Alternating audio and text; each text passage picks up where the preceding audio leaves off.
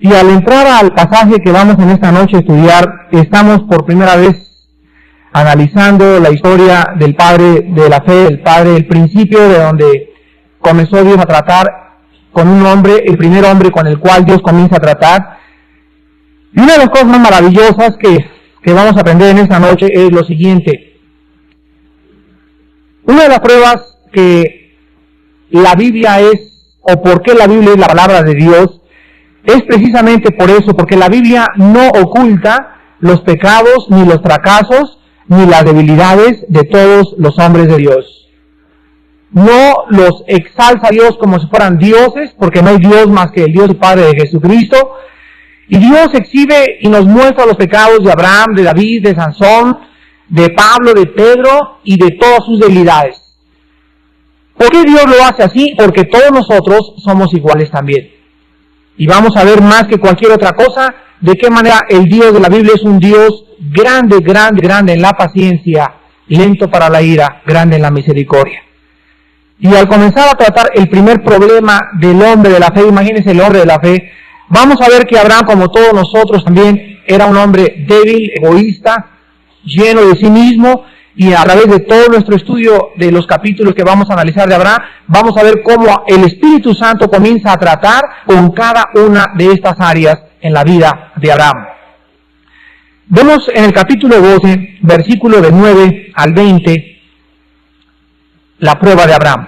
Y Abraham partió de allí caminando y yendo hacia el Negev.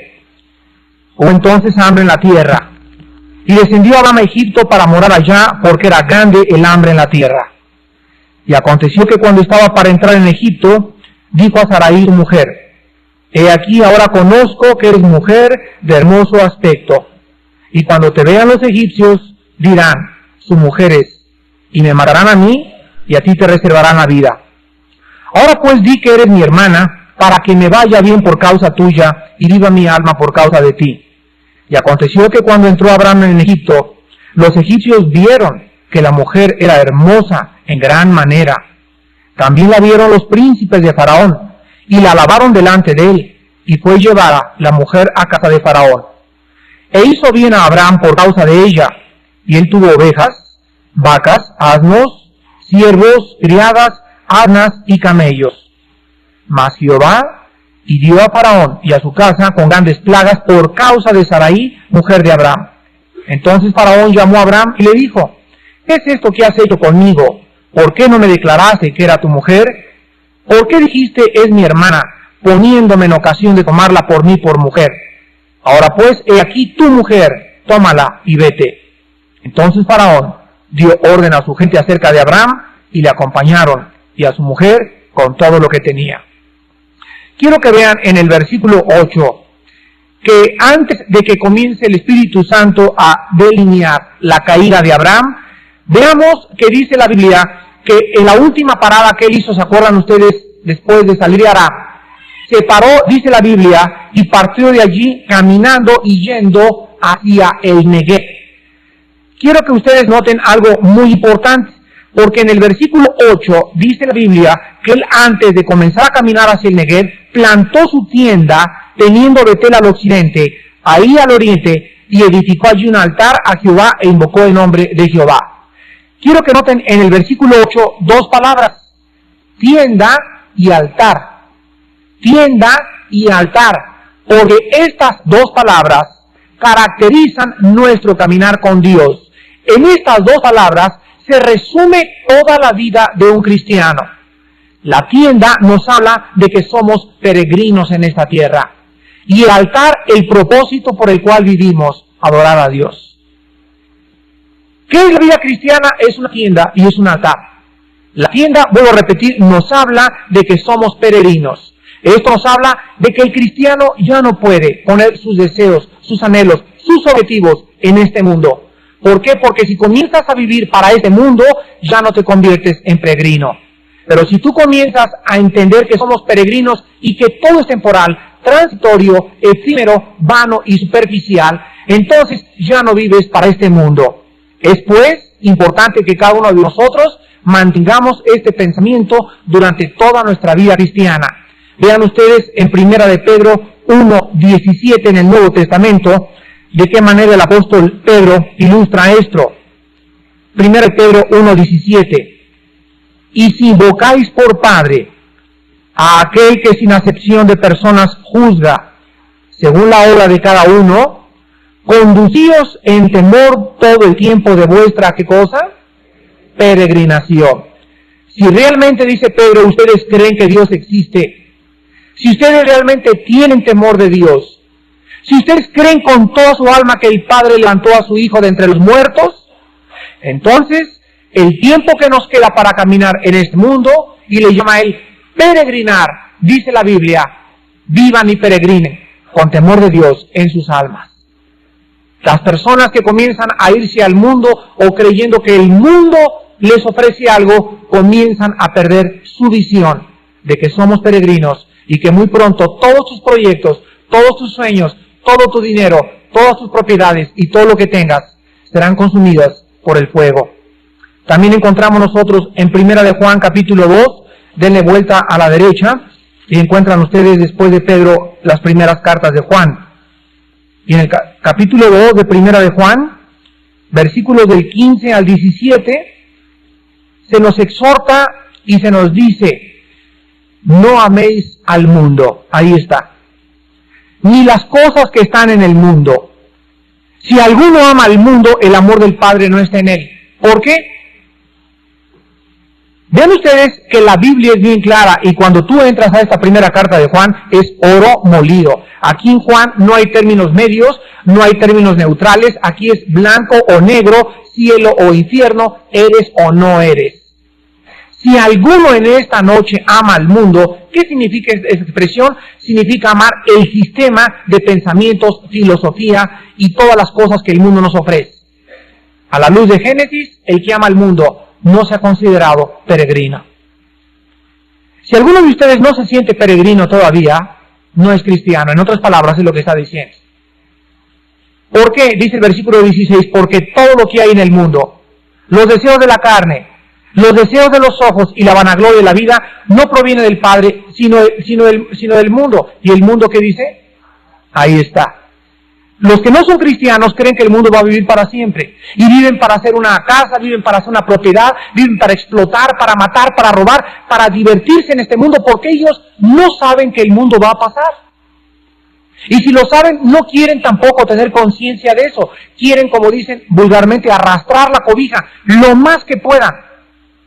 Pero para nosotros los cristianos, el Espíritu Santo nos dice, el mundo va a pasar. Y dice, y sus deseos también. Pero el que hace la voluntad de Dios permanece para siempre. Entonces, en contraste con la temporalidad del mundo, en contraste con la efemeridad del mundo, en contraste con lo superficial del mundo, se nos dice, ustedes hagan la voluntad de Dios. ¿Y cuál es la voluntad de Dios? Nuestra santificación. Regresamos al Génesis. Y esto nos muestra que Abraham, en el momento que pone su tienda y su altar, estaba recordando su peregrinar. Y el versículo 9 dice que parte de allí caminando y yendo hacia el Negev. Una vez que nosotros comenzamos a comprender que Abraham era un hombre igual que nosotros, hay una frase, es una oración maravillosa que yo quiero que ustedes apunten. La vida cristiana es una de las mejores definiciones que yo he oído de la vida cristiana. Y esta definición le escribió el doctor John Balbour, que fue director del Seminario Teológico en Dallas, Texas. Y él dijo lo siguiente, la vida cristiana es Dios trabajando en la plataforma de las debilidades humanas. La vida cristiana es Dios trabajando en cuerpos frágiles, débiles, que somos todos nosotros. Esto lo podemos confirmar con la Biblia en 2 Corintios 4, donde dice, porque este tesoro se encuentra en vasos de barro, para que la excelencia del poder sea de Dios y no de nosotros. Entonces, es maravilloso que la vida cristiana es un Dios que todo lo puede. Un Dios que hizo el universo en 6 días. Un Dios que tiene una compasión por nosotros que jamás podríamos lograr comprender. Y Él sabe, porque Él se compadece de nuestra condición. Él sabe que somos polvo. Entonces, lo único que nos pide es lo que le pidió a Abraham. Abraham, recuerda 2 cosas durante toda la vida. Eres un peregrino. Y por favor, busca frecuentemente tener comunión conmigo. Por eso vamos a ver que en esta prueba, Dios libra a Abraham de la prueba, porque era un hombre piadoso. La palabra Negev, en el hebreo significa lugar seco. Entonces, en esta dirección que ya comenzaba Abraham a partir, vean ustedes geográficamente, aquí estaba la tierra de Canaán, aquí estaba Egipto, de donde salió Abraham. Él tenía que subir. El Negev estaba abajo en dirección a Egipto. Desde el momento que Abraham comenzó a dejar la dirección donde Dios quería que se dirigiera, comenzó a viajar hacia el Negev, o sea, hacia el sur y no hacia el norte. ¿Ustedes saben que la Biblia dice que el cielo está al norte? ¿Lo sabían? Bueno, cuando ustedes lean o busquen una concordancia la palabra norte, van a encontrar más de 7 veces, principalmente en el Antiguo Testamento, que el cielo, no el cielo de las estrellas, donde mora Dios, se encuentra al norte de la tierra. O sea, donde quiera que estén las agujas, todas las agujas magnéticas apuntan hacia ¿dónde? Hacia la polaridad que se encuentra en el norte del hemisferio terrestre. Entonces, siempre se compara la vida cristiana caminando hacia arriba y no hacia abajo. Hacia abajo es el infierno, hacia arriba es el cielo. Abraham comienza a caminar hacia el sur, hacia la dirección del Negev. ¿Qué fue lo que hizo que Abraham comenzara a desviarse? Versículo 10. Hubo entonces hambre en la tierra. Y descendió, ya no dice subió, ¿verdad? Ya dice, descendió Abraham a Egipto. Y es la primera vez que se nombra la palabra Egipto, para morar allá, porque era grande el hambre en la tierra. Aquí nosotros encontramos la primera lección de esta noche. ¿No había Dios hablado con Abraham? ¿No le había hecho una promesa? ¿Qué hizo que Abraham se desviara de su rumbo? ¿Qué nos hace a nosotros a veces desviarnos y buscar el mundo en lugar de Dios? Primera lección en esta noche. La incertidumbre hacia el futuro nos hace dudar de la fidelidad de Dios. ¿No es cierto? La incertidumbre hacia el futuro nos hace dudar si realmente Dios existe. Y si no existe, dudamos o albergamos en nuestro corazón dudas de que Él pueda en ese momento ayudarnos. Qué incrédulos nos portamos muchas veces en la vida cristiana, y yo me inmiscuyo en esta incredulidad. Yo recuerdo una vez que estaba en mi casa, ahí en Cuernavaca, y comenzamos a oír ruidos por aquí, por allá, y que los ladrones, etcétera, etcétera. Y mis hijos tienen un rifle ahí Magnum de postas, de vez en cuando para tirar al blanco. Y en eso corro yo al cuarto de mis hijos y les digo, a ver, échenme el rifle. Y me lo subo a mi cuarto y me meto a la cocina, andaba buscando un machete, a ver qué encontraba. Y me meto y quería meter el machete debajo del colchón y poner el rifle ahí, dormir junto con mi rifle. Y en ese momento mi esposa se ve y me dice, tanto movimiento, ¿qué estás haciendo? Y yo, pues estoy, hasta me dio vergüenza. Pues aquí tengo el rifle por si aquello de que las flies, ¿verdad? Y me dice esposa, pero es que realmente no recuerdas el Salmo 91. A ver, repíteme el Salmo 91, tú que memorizas tanto, me dices. El que habita al abrigo del Altísimo morará bajo la sombra del Omnipotente. Diré a mi vida, alma mía, no temeré, tú eres mi refugio. Y me dijo mi esposa, ¿de veras lo crees? Yo me hinqué y le dije a mi esposa, ayúdame a orar. Y le dije a Dios, Padre Santo, ojalá muchas veces lo que yo predique no sea inconsistente con lo que yo vivo. Y descubrí que qué incrédulo me porto muchas veces en mi vida cristiana. Esto es algo que va a formar parte de nuestra naturaleza y es algo con lo cual vamos a tener que luchar más y más y más. ¿Saben ustedes que Dios sabe esta inconsistencia nuestra? Él sabe cuán débiles somos, cuántas veces. Una vez entré a una iglesia y les dije, los ateos, quién sabe qué. Dijeron, sí, cierto, por alguien se paró, mueran los ateos. Y yo les dije, un momentito, quiero decirles a ustedes que muchos de ustedes también son ateos. No, todos creemos en Dios. Y le dije, si creen en Dios, muchos de ustedes viven como si Dios no existiera. Y eso es peor que un ateo. ¿Saben ustedes que por la razón por la cual Dios sabe que somos tan débiles y que somos tan frágiles para dudar fácilmente de su fidelidad? ¿Saben ustedes qué hizo Dios para que nosotros no pudiéramos caer en una trampa, en un hoyo de desesperación y olvidarnos que Él existe? Para esta razón nos dejó la Biblia. Vean ustedes en Romanos 15:4.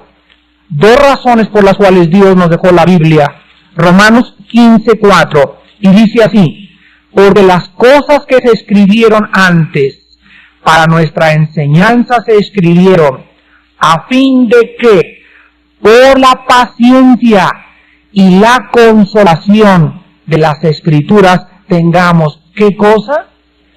Vean ustedes que Dios sabe que toda la vida del ser humano es un peregrinar y siempre el ser humano tiene miedo al futuro. Dice en Mateo 24 que cuando venga la tribulación, los hombres van a desfallecer en su corazón por las cosas que sobrevendrán en este planeta. Entonces, como siempre, el cristiano dice, ¿y qué comeré? ¿Y qué vestiré? ¿Y en dónde trabajaré? ¿Y de veras me ayudará Dios? ¿De veras será Dios? Ahora, me ayudó el año pasado, pero ¿me podrá ayudar ahora? Para esto Dios nos dice que nos ha dejado este instrumento, porque cuando tú vienes a la Biblia y la lees y la meditas, te da dos cosas. En primer lugar, nos da paciencia y en segundo lugar, nos da consolación. ¿Para qué? Para que nosotros tengamos esperanza, para que sigamos viviendo para Cristo.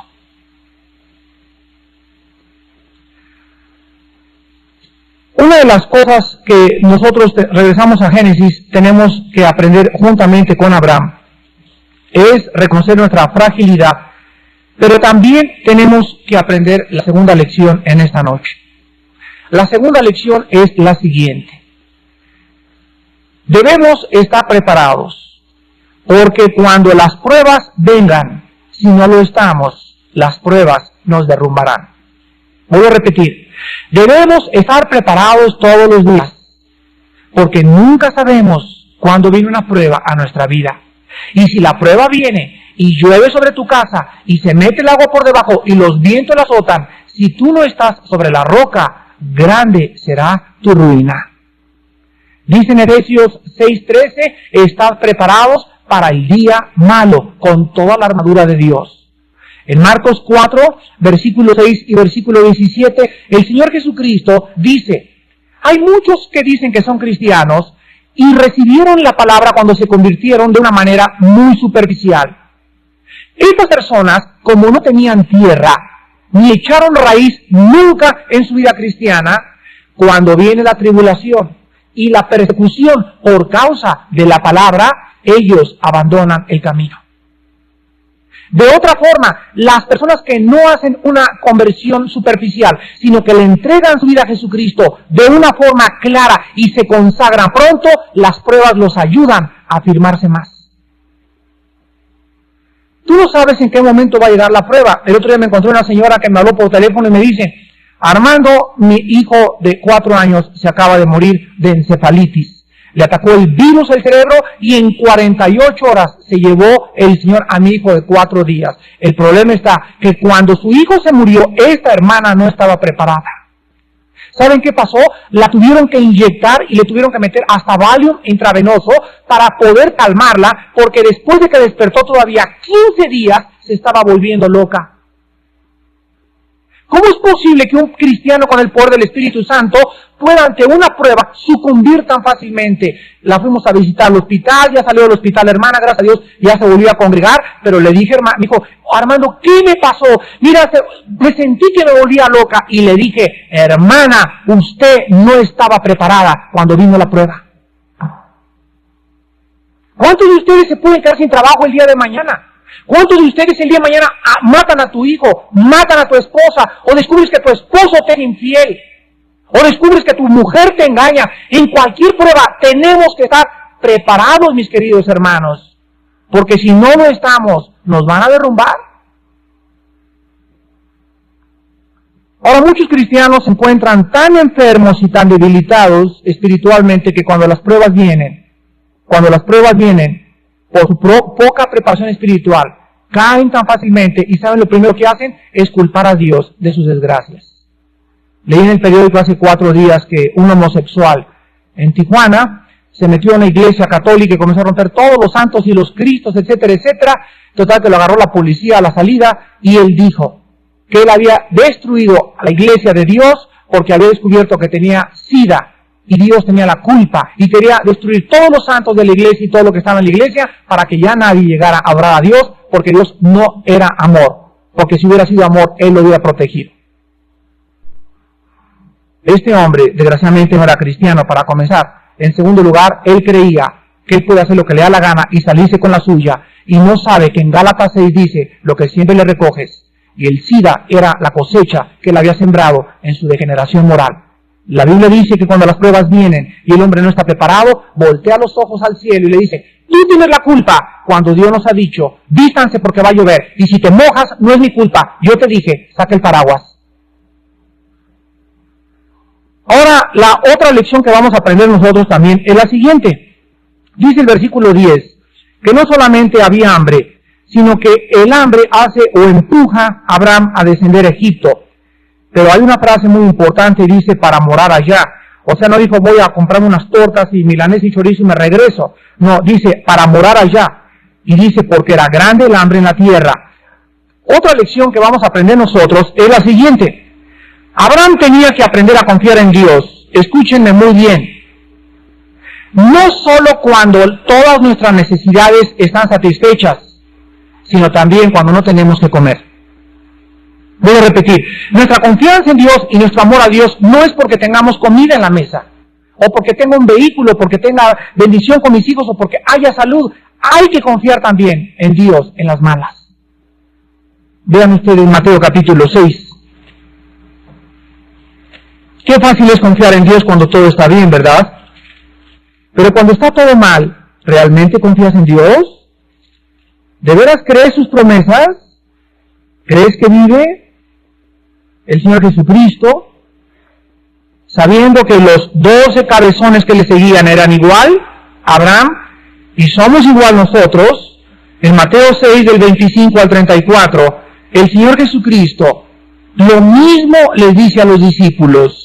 Por tanto les digo, no os afanéis por vuestra vida, qué habéis de comer, o qué habéis de beber, ni por vuestro cuerpo qué habéis de vestir. ¿No es la vida más que el alimento y el cuerpo más que el vestido? Miren las aves del cielo, que no siembran, ni ciegan, ni recogen en graneros, y vuestro Padre Celestial las alimenta. ¿No valéis vosotros mucho más que ellas? ¿Y quién de vosotros podrá, por mucho que se afane, añadir a su estatura un codo? Y por el vestido, ¿por qué os afanáis? Considerad los lirios del campo, ¿cómo crecen? No trabajan ni hilan. Pero os digo que ni aun Salomón, con toda su gloria, se vistió así como uno de ellos. Y si la hierba del campo que hoy es, y mañana se echa en el horno, Dios la viste así, ¿no hará mucho más a vosotros, hombres de poca fe?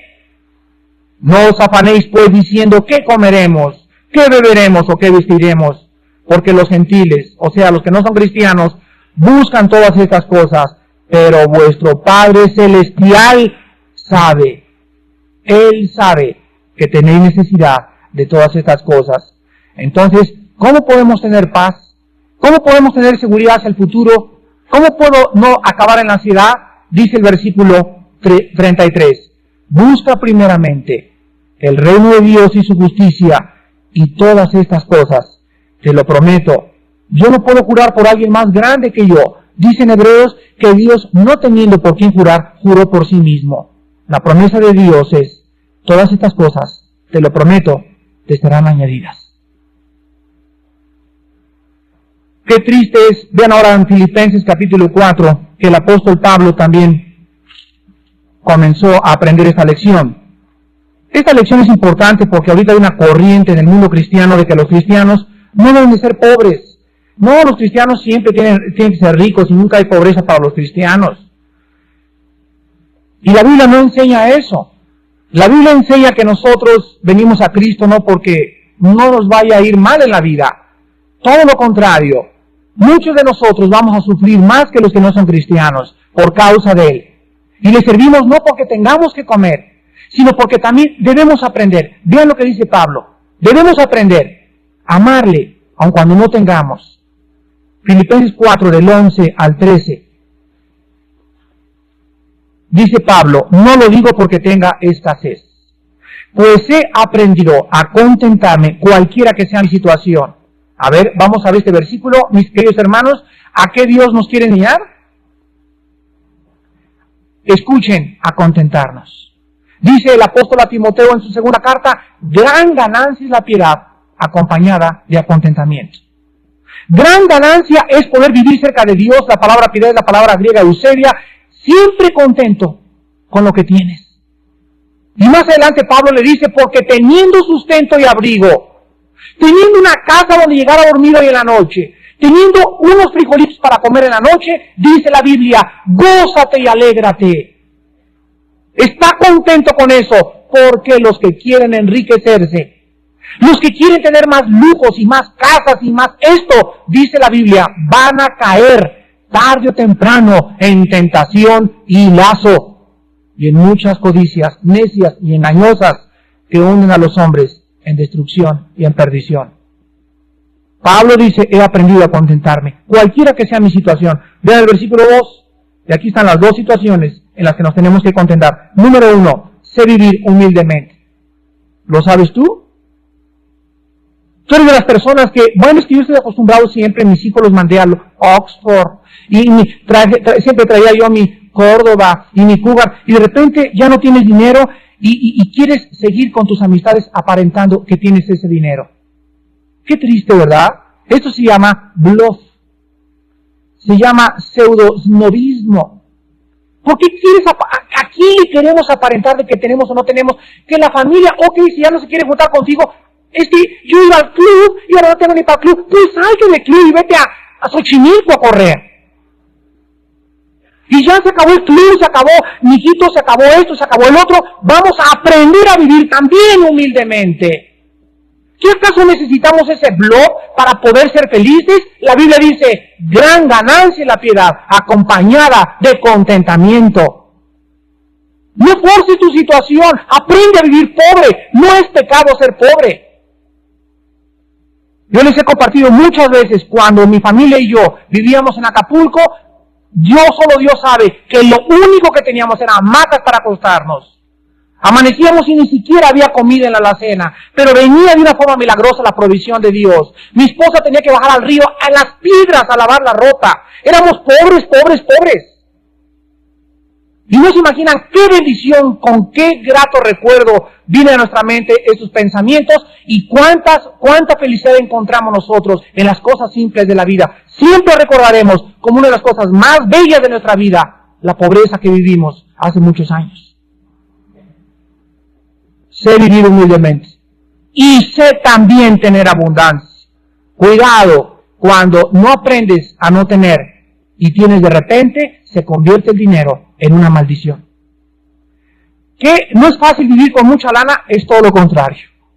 Así como es difícil no tener dinero y tener mucho dinero, si no has aprendido a que Dios es suficiente sin y con cuando tienes dinero, recuerda una cosa, tú puedes tener dinero sin tener la bendición de Dios. Si tú tienes dinero y no tienes la mano de Dios en tu dinero y te está bendiciendo Dios en todo lo que tienes, se convierte en la peor de las maldiciones.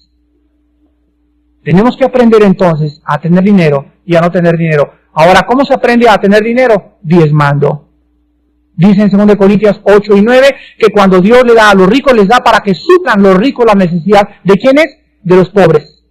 Entonces, cuando tú tienes mucho dinero, si no aprendes a usar ese dinero, que es para darle a los que no tienen y para la propagación del Evangelio, Dios con la facilidad que te lo dio, te lo puede quitar de la noche a la mañana, porque Dios les hace como polilla, lo más.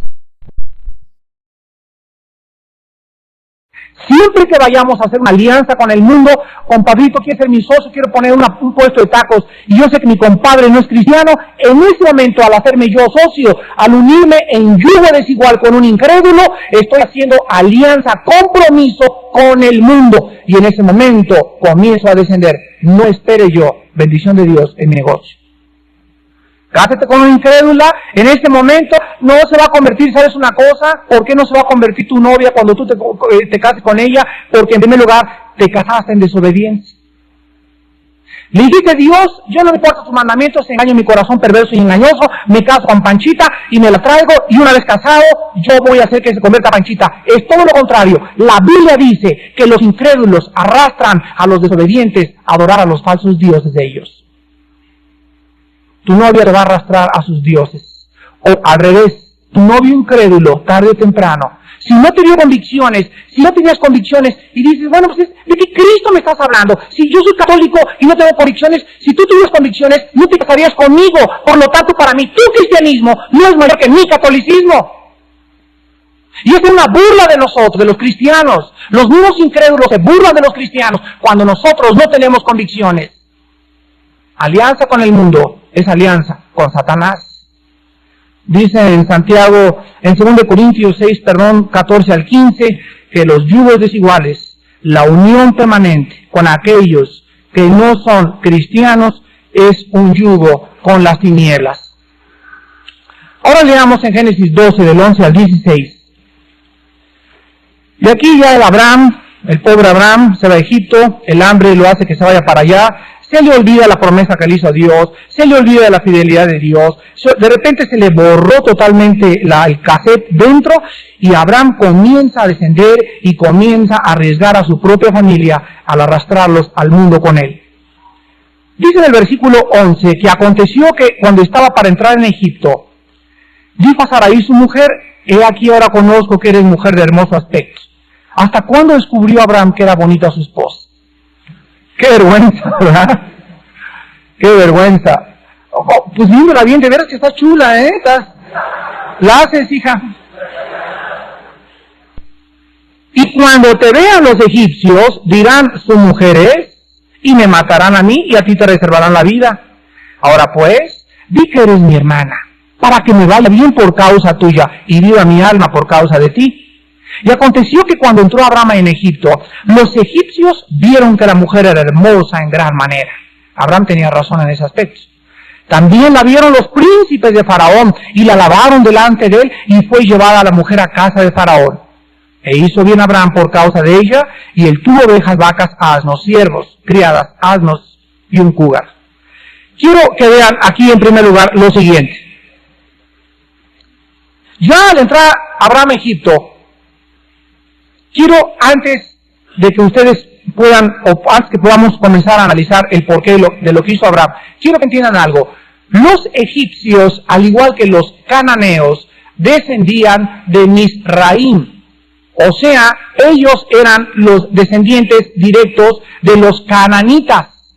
Y por lo tanto, los egipcios en los tiempos de Abraham eran, número uno, politeístas, crueles y degenerados moralmente.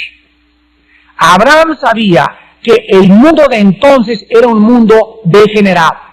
Podían ver en la calle una mujer, la raptaban, se elevaban, la violaban entre 10 o 15, y era como no había cárcel para los secuestradores ni para los violadores de mujeres. Entonces, cuando Abraham se da cuenta de eso, tiene una alternativa. Abraham dice, bueno, necesitamos salir porque no hay papa. Y por otro lado, mi esposa está preciosa, y donde sepan que es mi esposa, me van a matar para quedarse con ella. Pero si yo digo que es mi hermana, entonces, pues que se vaya ella, pero yo salvo mi vida. ¿Saben ustedes lo que nos revela aquí del carácter de Abraham y del corazón de Abraham?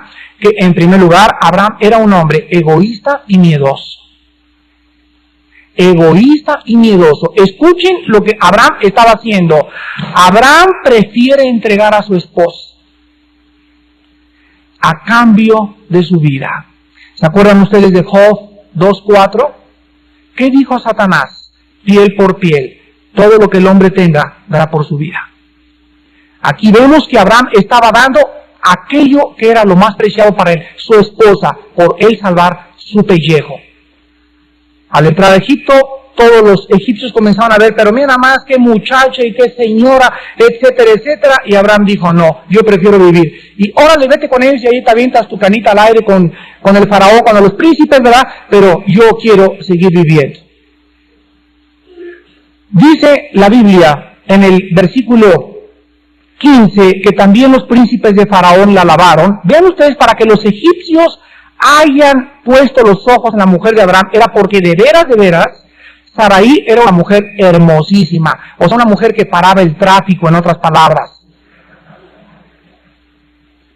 Pero vemos el versículo 16, que dice la Biblia, e hizo bien Abraham por causa de ella, y él tuvo ovejas, vacas, asnos, siervos, criadas, asnas y camellos.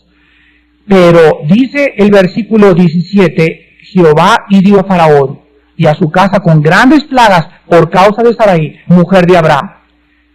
Dios permanece fiel con Abraham. Imagínense a Dios viendo a Abraham, ¿hasta dónde se ha metido este muchacho? Mira nada más a dónde anda Abraham ya en sus pensamientos quiere vender a su esposa, él quiere salvar su vida, se la van a llevar allá, la van a violar el faraón, etcétera, etcétera. Pero él es mi hijo. ¿Saben ustedes una cosa? ¿Saben por qué lo salvó Dios? O sea, podríamos decir, bueno, Abraham, te metiste en esa, ahora a ver cómo te sales de ahí. Pero acordémonos una cosa, dice en 2 de Pedro 2:9, ¿por qué Dios salvó a Abraham? Porque sabe Dios librar a los piadosos. Si Abraham no hubiera anteriormente en esta prueba edificado altar, acuérdense que 2 veces hasta este momento lleva Abraham edificado el altar. El altar nos habla de qué cosa, de comunión con Dios. O sea, Abraham tenía sus deslices y por acá y sus caídas, pero era un hombre que a pesar de sus debilidades, a pesar de su egoísmo, a pesar de ser tan egoísta, entregar a su propia mujer, era un hombre que amaba y servía a Dios. Cualquiera de nosotros que quiera ser salvado por Dios en las tentaciones o en las pruebas y no sea salvado por Dios, y me digas, como dijo una muchacha, si Dios sabía que yo me iba a casar con este incrédulo, ¿por qué dejó que me casara? Dios pudo haber impedido mi matrimonio. Y le dije, ¿sabes por qué no?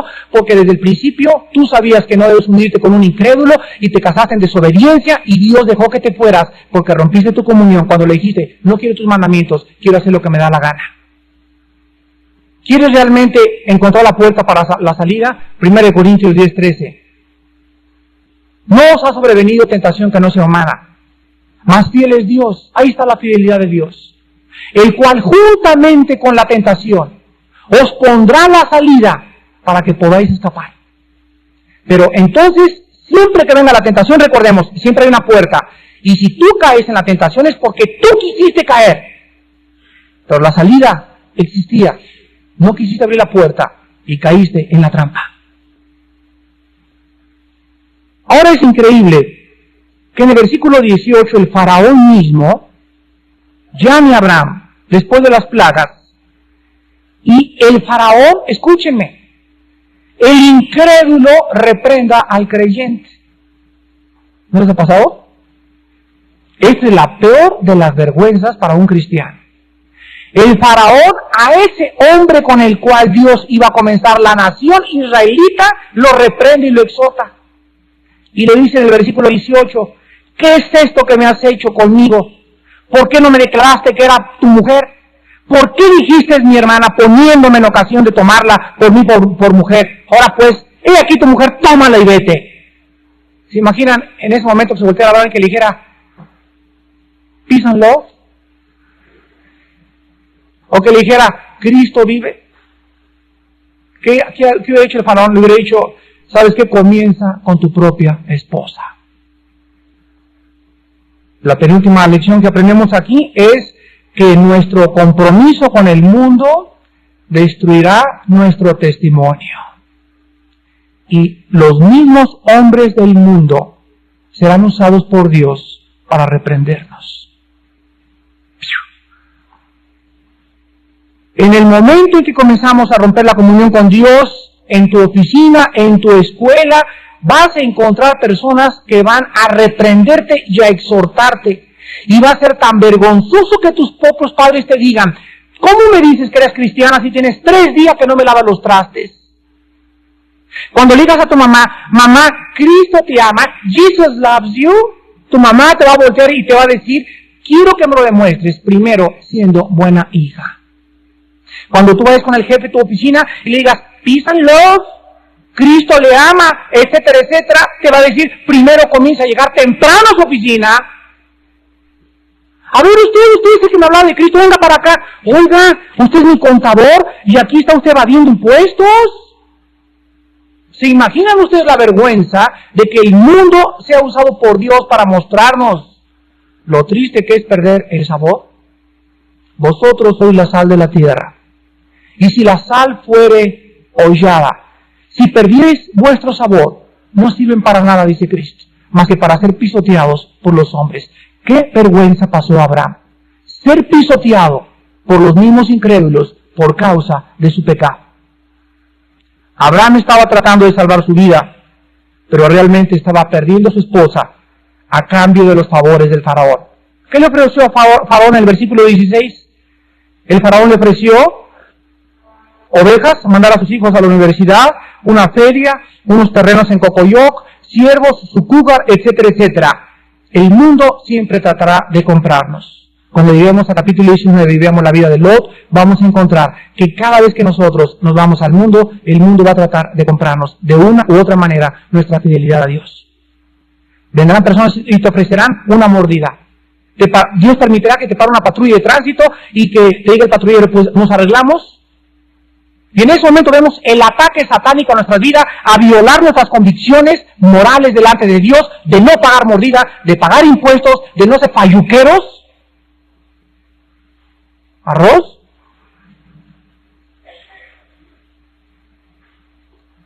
Quiero acabar con 4 lecciones, resumiendo todo el capítulo 2.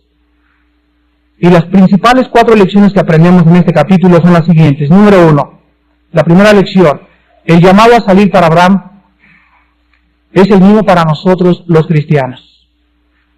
Quiero poner énfasis en lo siguiente, no es un llamado a salir físicamente del mundo. Dios no quiere que nos vayamos a un convento, que nos dejemos las barbas largas, esto se llama ascetismo o ascetas.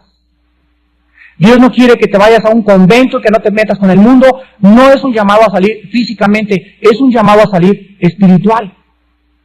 Y el llamado involucra 4 cosas. Número 1, es un llamado a salir del sistema del pensamiento y filosofías humanas. Colosenses 2:8. Mirad que nadie os engañe por medio de filosofías y huecas sutilezas conforme a los rudimentos del mundo y no según Cristo. O sea, el patrón, el pensamiento del mundo es uno y tiene su origen en el mundo. El pensamiento de Dios tiene uno y tiene su origen en la palabra de Dios. El mundo va a tratar de moldearnos y decirnos vienen del chango, el mundo es un materialismo, después de la muerte no hay infierno, etcétera, etcétera. Este es el pensamiento que proviene del mundo y hemos sido llamados a salir de él y a comenzar a ilustrar nuestra mente, a inyectar en nuestros pensamientos los pensamientos de Dios. Número 2, es un llamado para confiar totalmente en Dios. Totalmente en Dios, no en tu dinero. No en si tienes de comer o no tienes de comer. Dios va a permitir que algún día tú no tengas dinero. ¡Nada!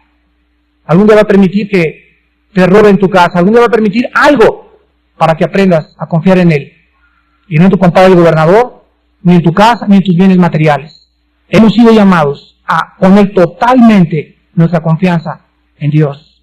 En tercer lugar, es un llamado para seguir a Dios a través del consejo de su palabra, paso por paso. No hay nadie que ahorita le diga a Dios, vas a ser doctor o vas a ser predicador. La manera como Dios guía a sus hijos es día tras día, tras día, tras día. ¿Con quién me casaré? Dios no te lo va a decir. ¿Será esta? No lo sabes. ¿Será aquella? Tampoco lo sabrás hasta el día que venga y tengas la paz de la voluntad del Espíritu de Dios. Dios guía a sus hijos paso por paso para hacernos más y más dependientes de Él. Es un llamado en último lugar para vivir como peregrinos y extranjeros en este mundo. Cuando Dios vea que tú tienes tus garras así, acuérdense ustedes del gavilán o del águila que venía volando en una catarata y venía un témpano de hielo. Y en eso estaba un pedazo de carne en el témpano de hielo y viene la águila y ¡paz! Se para, le clava las garras al pedazo de carne y al mismo tiempo le clava las garras al témpano de hielo. Y ella no sabía que el témpano de hielo iba dirigiéndose a la catarata. Y cuando llegó a la catarata, ella quiso tratar de volar, pero tenía tan clavadas sus garras en el témpano de hielo que el témpano de hielo la arrastró al águila y la mató al fondo de las cataratas. Nosotros podemos vivir en la vida, y este puede ser un coche, y llegar a clavar tus garras tanto en querer un coche, o en una casa, o en una propiedad, o en querer ser gobernador, o presidente de tu compañía, y agarrarte tanto de algo en este mundo, que lo que va a hacer Dios es esto: quite la garra de ahí, cándele, quítala de aquí, hasta que aprendas a que todo lo que nos pasa en el mundo y lo que nos da Dios, tiene que ser con las manos así, siempre pensando que en el día que quiera, Él nos los quita. Mis hijos algún día, si yo me agarro a tal cosa, a un hijo, en ese momento pierdo a Dios. Pero todo lo que recibe en la vida, hijos, casa, coche, puestos públicos, todo recíbelo así. A nada le claves las garras en este mundo, porque todo algún día Dios nos los va a pedir y nos los va a quitar. Aprendamos a vivir como peregrinos. La segunda lección para nuestra vida es la prueba que el libro de Abraham nos va a venir a nosotros. Dios va a enviar a nuestra vida, recuerden muy bien estas palabras, tarde o temprano, necesidades materiales. Tarde o temprano Dios va a permitir que no tengas trabajo, que no tengas muchas veces ni para comer, para que aprendamos a descubrir en ese momento que la necesidad del hombre es la oportunidad de Dios. Escuchen esta frase: la necesidad del hombre es la oportunidad de Dios. Cuando todo está cerrado, ¿qué momento más precioso para descubrir que Él es Dios? En tercer lugar, jamás debemos hacer compromiso o alianza con los incrédulos en este mundo. No te cases con un incrédulo, con una incrédula, no hagas un negocio permanente con un incrédulo o una incrédula. No dice que no tengamos amigos incrédulos, pero sí nos dice que no tengamos amigos íntimos incrédulos. Yugo desigual significa unión permanente. Ni en casamiento, ni en negocios, ni en amistades. Porque tarde o temprano, tus amigos incrédulos, tus socios incrédulos, tu novio incrédulo, tu novia incrédula, te arrastrará a servir dioses ajenos. Y en último lugar, y lo más maravilloso es lo siguiente: al aprender los fracasos de este hombre, aprendemos también que las debilidades y los pecados de Abraham son los nuestros. Nadie puede decir en esta noche: no, Abraham no, yo le hago más que Abraham. El que esté libre de pecado, arroje la primera piedra. Todos nosotros en alguna forma de nuestra vida hemos sido infieles a Dios, ¿no es cierto? Todos en nuestra vida hemos, en alguna u otra fecha, ido al mundo por ayuda. Todos en una u otra forma hemos sentido miedo si hay ladrones en nuestra casa. Todos en una u otra forma, al subirnos a un avión, hemos sentido algo de miedo. Todos hemos, de alguna u otra forma, le hemos fallado a Dios. ¿Y saben una cosa? Que Dios lo sabe. Y así como fue misericordioso y bondadoso con Abraham, Dios quiere que usemos la vida de Abraham como un ejemplo. Que a pesar de nuestro egoísmo, a pesar de nuestros fracasos y pecados, Él va a ser fiel a su pacto. Y es un pacto más grande que el que hizo con Abraham, porque fue sellado con la sangre de su Hijo Jesucristo. Acabemos leyendo el Salmo 103, que nos habla de esta fidelidad sobrenatural de Dios. El Salmo 103, versículo del 8 al 10. Del 8 al 10 dice: misericordioso y clemente es Jehová, lento para la ira, grande en misericordia. Escuchen: no contenderá para siempre, ni para siempre guardará el enojo. No ha hecho con nosotros conforme a nuestras iniquidades, ni nos ha pagado conforme a nuestros pecados.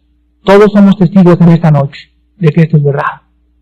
¿Cuántos de ustedes en esta noche ya están a punto de colmarle la paciencia a Dios y Dios no te ha hecho nada? Mira al revés cómo te ha bendecido, te ha prolongado la vida, te ha prolongado tu trabajo, te ha bendecido con tus hijos en tu casa, y es porque su misericordia es muy alta. Y dice el versículo 11: porque como la altura de los cielos sobre la tierra, engrandeció su misericordia sobre los que le temen. Sobre ellos será más y más y más fiel. Cuanto está lejos el oriente del occidente, hizo alejar de nosotros nuestras rebeliones. Como el Padre se compadece de los hijos, se compadece Jehová de los que le temen, porque Él conoce nuestra condición, se acuerda de que somos polvo. Hace algunos años, cuando mis hijos eran bebés, yo llegaba del trabajo, yo sabía que se habían portado mal, y al entrar a sus casas, a sus cunas y a sus cuartos, veía a mis hijos en sus cunas, con esas caras tan inocentes, de 6 meses, 1 año de nacidos, 2 años de nacidos, y no había más que en mi corazón compasión por ellos. Yo sabía que al otro día tenía que darles una buena cueriza, pero en ese momento al llegar y verlos dormidos, mi corazón se compadecía al ver su condición. Son niños, eran niños. Pues el Espíritu Santo usa esta ilustración. Y yo sabía que son mis hijos y en esa noche me acercaba, les daba su beso a las 12 de la noche que yo llegaba del trabajo, etcétera, etcétera. Se levantaba el otro día, pero yo tenía que disciplinarlos. Pero si mi hijo al levantarse venía y me abrazaba y me decía, papá, perdóname de haberle contestado, haberle dicho groserías a su mamá, yo sabía que yo no le podía castigar. Yo le decía, te perdono porque te arrepentiste. No es verdad. La compasión nos llena el corazón por nuestros hijos. ¿Cuánto más por Dios? Dios te ama infinitamente. Y Dios sabe que eres polvo y que eres débil. Pero entiende una cosa. Él no va a mezclar su compasión con su justicia. Lo único que tú tienes que hacer en esta noche es no aprovecharte de su compasión, sino pedirle perdón. Y su compasión y su misericordia, dice, se engrandecerá, será más grande sobre tu vida. Recordemos pues que la bondad y la severidad de Dios están presentes durante todos los días de nuestra vida. Pero en esta noche tienes que recordar, Dios te librará de tus pruebas, te sacará de tus pruebas y engrandecerá su misericordia contigo. Si tú permaneces fiel y le dices, Padre Santo, soy muy débil, te pido perdón y quiero seguir caminando contigo hasta que tú vengas.